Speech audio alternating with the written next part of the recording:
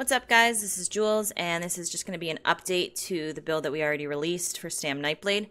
There's just going to be a couple of different changes. These are just kind of fine-tuning the build, making it viable even more so in solo PvP.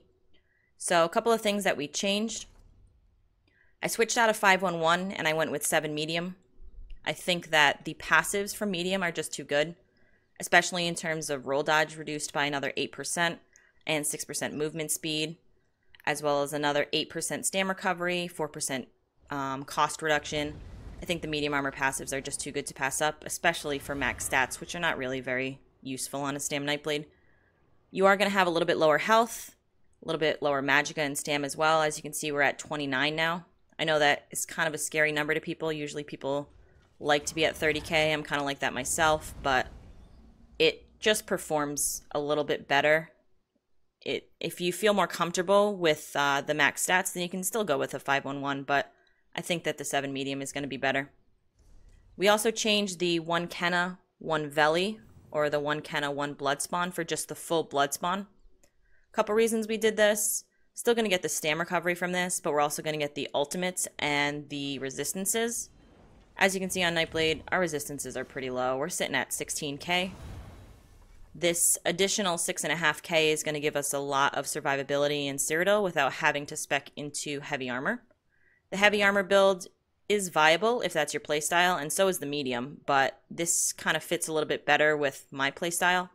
I want to wear the medium for all of the great passives and all of the damage and everything like that, but I still want to be a little bit tankier, so I wanted to find something that was in between the medium and heavy build in terms of survivability and also in terms of damage. So 2-piece blood spawn is going to be really great. You're going to get incaps up quite a bit faster, especially since this procs basically nonstop.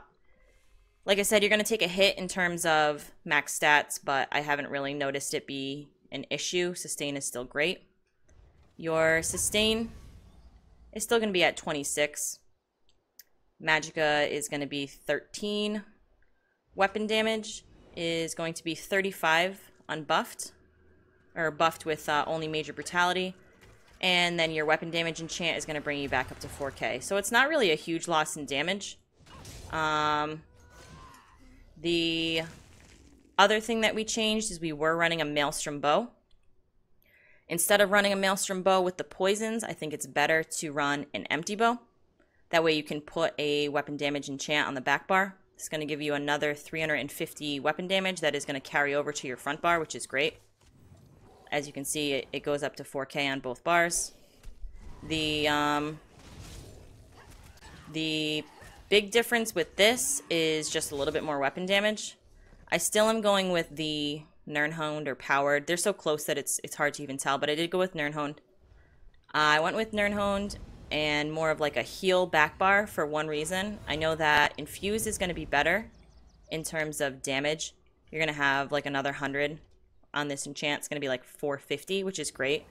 It's really great for offensive, but it's not so great for defensive, just for one reason only. If you have like a Zerg chasing you, or like even like a couple of people, and say you're just trying to like line of sight, you know, we've all been there. We're running through a field. We're trying to get to a line of sight. We're shuffling, we're roll dodging, we're vigoring. We're getting to our line of sight.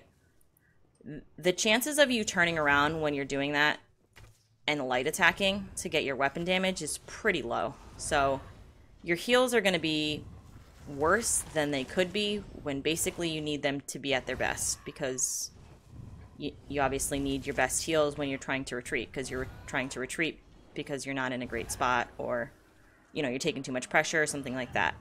So, I mean, there might be some situations where, you know, the Zerg that's chasing you is kind of brain dead and you might be able to turn around and light attack.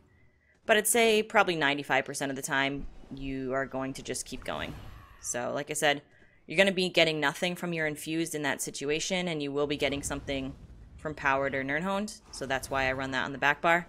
However, if you do play completely offensively on Nightblade and you don't really think too defensively, then Infused is going to be best in slot. So it's just going to be a playstyle thing. It's just totally up to you. But yeah, so those are the only changes. 7-piece medium, 2-piece blood spawn, and the back bar bow is going to have the weapon damage enchant. And that is pretty much it, guys. Looks like our food fell down, but we're not even going to put it back up. But yeah, so those are the changes. you have any questions, just let me know. Hit me up on Twitch or Twitter or whatever, and have a great day.